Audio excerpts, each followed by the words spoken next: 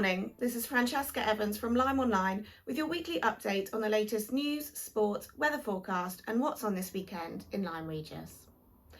Lyme Regis Town Council has been asked to show more support for local businesses in the current challenging economic climate.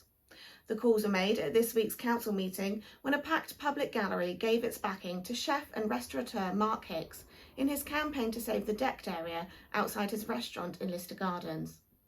A petition of more than 8,800 signatures in support of the decking was presented to the council on Wednesday after they agreed that it must be removed by the end of March.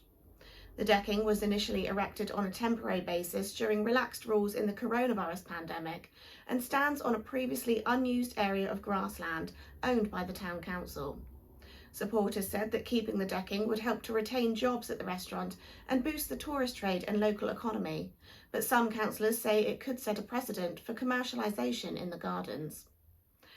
Market stall traders also spoke at the meeting to ask for more support from the council, which has hiked pitch hire fees in the Marine Parade shelters by 66%. The traders said the increase was unreasonable and unrealistic and could see some independent small businesses close down. The council has now agreed to review the charges for the coming financial year, which were set more than a year in advance, taking into account the current financial climate. It has been confirmed that a by-election will be held in Lyme Regis to fill a vacancy on the town council if more than one candidate puts themselves forward. The announcement was made this week after the minimum 10 electors called for the position to be filled by an election rather than by co-option.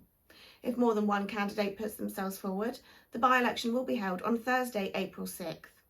Former Deputy Mayor of Lyme Regis, Jeff Scowen, made his return to the Guildhall this week as a member of the public and announced he would be standing.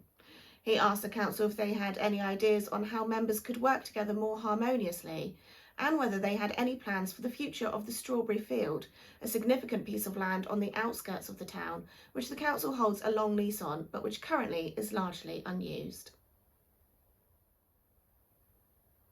The Rotary Club of Lyme Regis has been raising funds for emergency aid to be sent to those affected by devastating earthquakes in Turkey and Syria. On the day the news of the earthquakes broke around the world, the Rotary Club held its annual Soup and Ploughman's Lunch at the Alexandra Hotel, raising funds for Water Survival Box, which sends emergency aid to those affected by disaster and conflict. Much of this will now be going to those on the Turkish and Syrian border where the earthquake struck. The following weekend, the Rotary Club held a street collection in Lyme Regis, raising more than £1,300 for Shelterbox, another emergency aid charity which is supporting those affected by the disaster.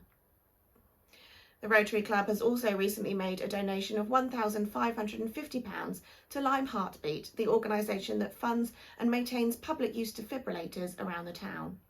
The money was raised during the club's annual Christmas street collections in Lyme Regis and Charmouth and at the popular Carols Around the Tree event. Lyme Regis will be marking 1 year since the Russian invasion of Ukraine with a candlelit vigil on Friday, February 24th. Ukrainian refugees and all members of the Lyme Regis community are invited to the Marine Parade shelters at 6:30 p.m. to light candles and reflect with a moment of silence, with the first candle to be lit by the Deputy Mayor, Councillor Cheryl Reynolds. Police are appealing for information after a caravan was stolen from Charmouth and transported across West Dorset, later found in Abbotsbury. The theft of the grey Hobby 645 VIP caravan was reported in the early evening of Monday, January 30th, from a field at Fernhill near Charmouth. It was believed to have been towed away by a dark-coloured Mitsubishi SUV and travelled towards Bridport and then onto the B3157 Coast Road. The victim later located the caravan in a field in Abbotsbury where they saw the Mitsubishi make off from the scene. Anyone with information, dash cam or CCTV footage from the area should contact police on non-emergency number 101, quoting the reference number shown on screen now.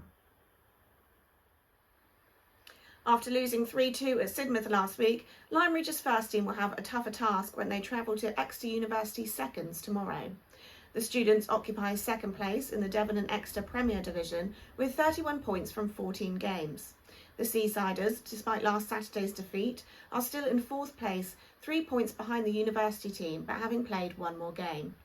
3 points would keep Lyme in touch with the front runners, but they will have to be on top form to get a win against the young students.